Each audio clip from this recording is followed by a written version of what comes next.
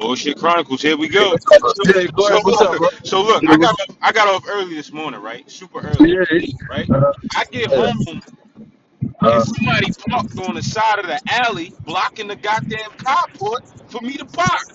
oh no, no, no, So no. I Somebody already got knew. So I already knew who it was. So I go who the and fuck? knock on the door. Yeah. No answer. Since I'm a big burly Negro, ain't nobody coming to the door. So I'm like, yo, I ain't going for So you, shot. but no, but you could get that shit towed. You could get No, that shit no, towed no, because you it's black. can't, bro. No, you can't. I called tow truck companies, and I finally got through to one, and they was like, "Nah, we can't do that. You gotta you." He was explaining to me because he was like, "I understand the situation, but he was explaining to me like you gotta have a contract, this, that, and the third, like how them people that own them parking garage, the people that own them shopping centers and stuff like that." But he was like, "Call the police," because I didn't know what to do. I was mad as shit. I was ready to get a bat and bust some motherfucking windows. But he told me call the police. So I called 311. The office is closed. So I'm like, what the What? fuck? So no, I did that before I got through to the tow truck because I called like five different truck companies, bro. They all went to or or they wasn't answering. So I called 911. The freaking this is another reason why if this ain't women, I don't care if it's not women that I don't care about. I don't like to deal with women. So I'm speaking to the dispatch over the phone or whatever, and she getting smart with me.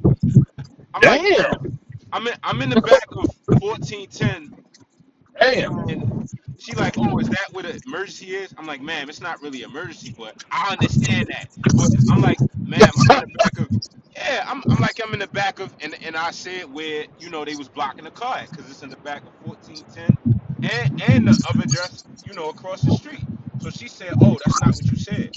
I'm thinking to myself, like, okay, you could use that principle, but I can't. Right.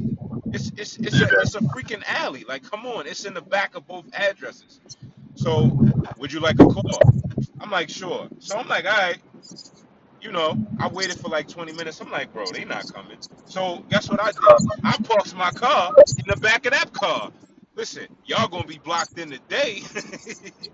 Y'all gonna be Yeah. blocked in the day. So I'm chilling or whatever.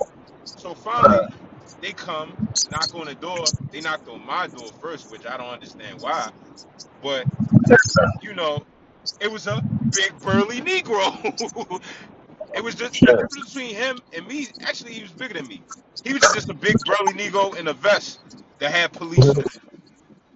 So he knocked on the door. He got an answer. He like, look, I don't know who called, but somebody called. Y'all both got to move y'all vehicles before you get towed. Now, I don't understand if I don't know why them people told her she could park there.